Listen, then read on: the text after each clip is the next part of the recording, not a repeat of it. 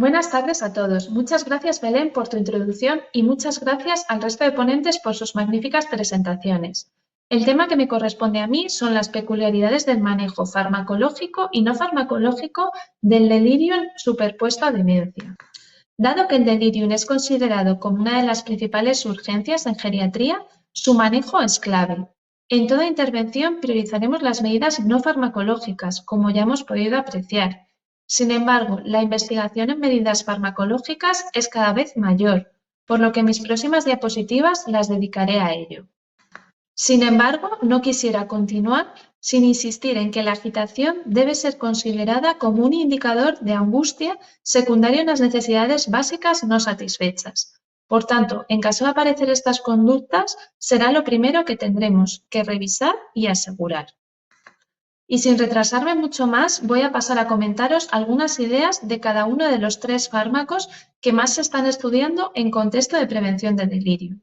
Estos son la melatonina, el suvorexan y la dexmedetomidina. La melatonina es un derivado de la serotonina, cuyo principal precursor es el triptófano.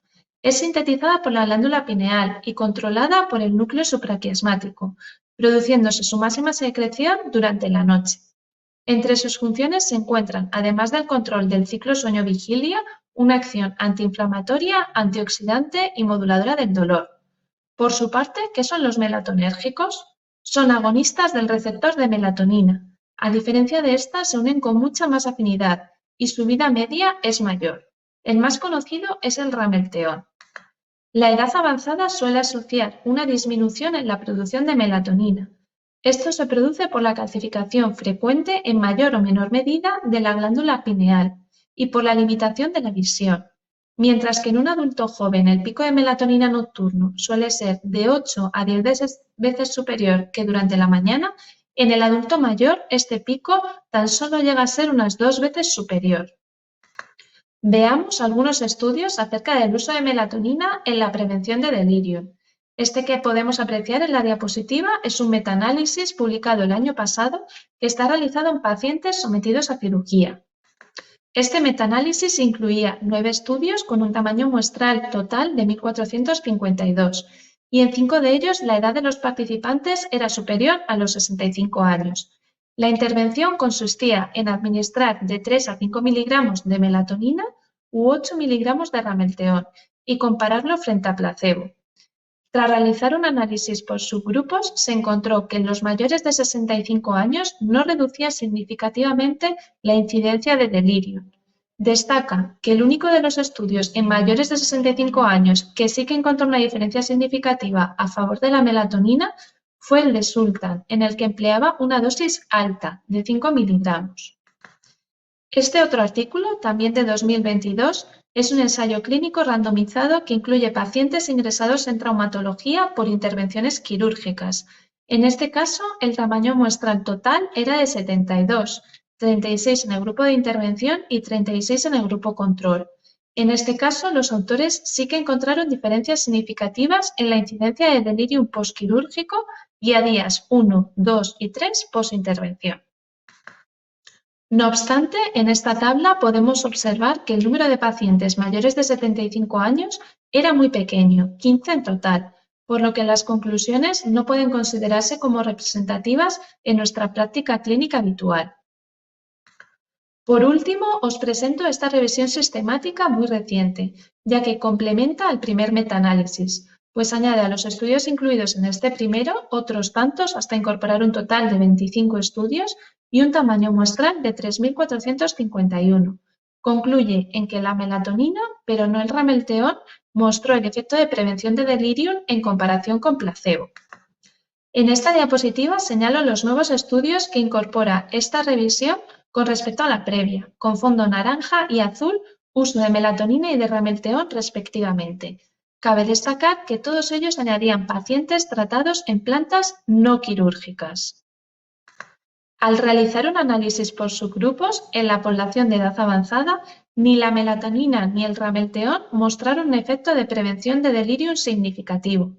Fijándonos en el único estudio que sí que parece demostrar la eficacia de la melatonina, que es el estudio de Al-Ama, sorprende que la dosis empleada fue de 0,5 miligramos al día, a diferencia de lo que parecían apoyar los estudios iniciales de dosis altas. Entonces, en nuestro paciente mayor, ¿qué dosis de melatonina es la adecuada? Es importante conocer que el paciente mayor, dados los cambios farmacocinéticos y farmacodinámicos que asocia, el hecho de administrar dosis más altas de melatonina no se traduce en un pico nocturno más elevado, sino en una prolongación en el tiempo de niveles suprafisiológicos de melatonina a la mañana siguiente.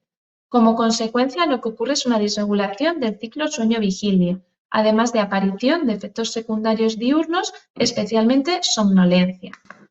En conclusión, y de acuerdo con esta reciente revisión, se recomienda la dosis mínima eficaz y durante el menor tiempo posible. Pasando al segundo compuesto farmacológico, el suvorexán, este es un antagonista del receptor de las orexinas. La orexina es, por así decir, la hormona contraria o complementaria a la melatonina, siendo su pico diurno. No obstante, su función, en definitiva, es la misma, controlar el ciclo sueño-vigilia. La orexina aumenta la actividad simpática al promover la expresión de citoquinas proinflamatorias, por lo que el suvorexán impide esta acción. Veamos algo de evidencia científica. Este metaanálisis de 2020, en el que se aborda la prevención del delirium con suvorexán, incorpora 7 estudios casos controles. Llama la atención que la edad media de los pacientes es menor a la que solemos tener en nuestras plantas de geriatría. A destacar también que en el adulto mayor la dosis de suvorexán es algo menos de lo habitual. El suvorexán demostró disminución de la incidencia del delirium, incluso en pacientes mayores. No obstante, hay que tener en cuenta que los subgrupos se realizaron a partir de edad media y, a pesar de demostrar menos delirium, no se observaron beneficios en mortalidad, en eventos adversos o en duración de estancia hospitalaria. Además, es un fármaco que se ha de emplear con mucha precaución en caso de uso concomitante con fármacos inhibidores de CYP3A4, de digoxina o de antidepresivos, y su uso en pacientes con enfermedad respiratoria como EPOC o SAS no es totalmente claro. Estos son otros artículos en relación con el suvorexán. Resalto los resultados de este segundo estudio, según los cuales el aumento de la actividad de la orexina podría estar asociado con alteraciones del ciclo sueño-vigilia en pacientes ancianos con enfermedad de Alzheimer moderada a grave que desarrollan delirio. Curiosamente, cuando se administra suvorexán con el fin de controlar el delirio nocturno en pacientes mayores con otro tipo de demencia, el suvorexán no tuvo ningún efecto. Pasando a la dexmedetomidina, es un agonista selectivo alfa-2 adrenérgico, cuyos receptores se encuentran tanto en el sistema nervioso central como en el periférico. Su principal función radica en la modulación de la actividad simpática, por lo que produce sedación y analgesia. ¿Y cuáles podrían ser los mecanismos por los que se le relaciona con una disminución de delirium postquirúrgico? En primer lugar, al ser altamente selectiva y actuar específicamente sobre los receptores alfa-adrenérgicos, reduce el uso de otros sedantes y opiáceos que podrían favorecer la aparición de delirio. En segundo lugar, atenúa la cascada inmune, por lo que disminuye la neuroinflamación. En tercer lugar, induce un patrón de sueño similar al fisiológico, por su propiedad sedante. Y en cuarto y último lugar, tiene un papel neuroprotector modulando la perfusión cerebral. Analicemos entonces algunos estudios. En este metaanálisis de 2021 se incluyeron 13 estudios realizados en pacientes intervenidos de cirugía no cardíaca, con un tamaño muestral total de 4.015. La comparación se realizó frente a placebo y se vio cómo la dexmedetomidina disminuía la incidencia de delirium postquirúrgico de manera significativa en los mayores de 65 años. En cambio, en menores de 65 no hubo una diferencia significativa. En este otro estudio se sigue demostrando los beneficios en la incidencia de delirium, pero cuidado, a expensas de alto riesgo de hipotensión y de bradicardia. Por tanto, se considera de obligado cumplimiento que los pacientes en los que se administre dexmedetomidina deben estar monitorizados. Para ir terminando, una pequeña reflexión acerca del uso de los antipsicóticos.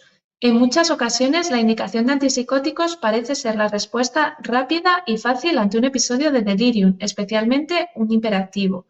Sin embargo, como podemos ver en esta diapositiva, los antipsicóticos solo deben emplearse en el caso de que hayan fracasado las medidas no farmacológicas y solo si existe un peligro para el propio paciente o sus cuidadores no abordable de otra manera. Además, es importante saber que su uso no disminuirá la duración ni la gravedad del delirio, así como tampoco reducirá el tiempo de hospitalización. Por el contrario, existe suficiente evidencia para afirmar que se relaciona con un aumento de mortalidad.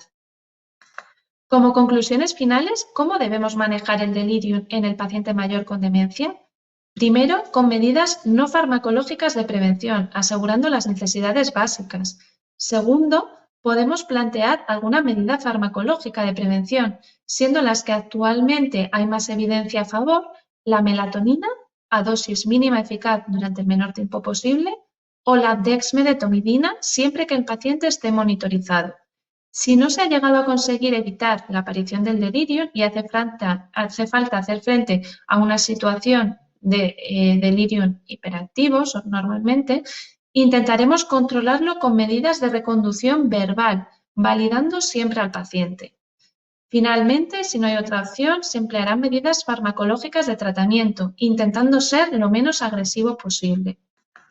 Y esto es todo. Muchas gracias por vuestra atención y cualquier pregunta o comentario estaré encantada de intentar responderlo. Dejo también mi correo por si queda pendiente alguna duda tras el espacio de debate y preguntas.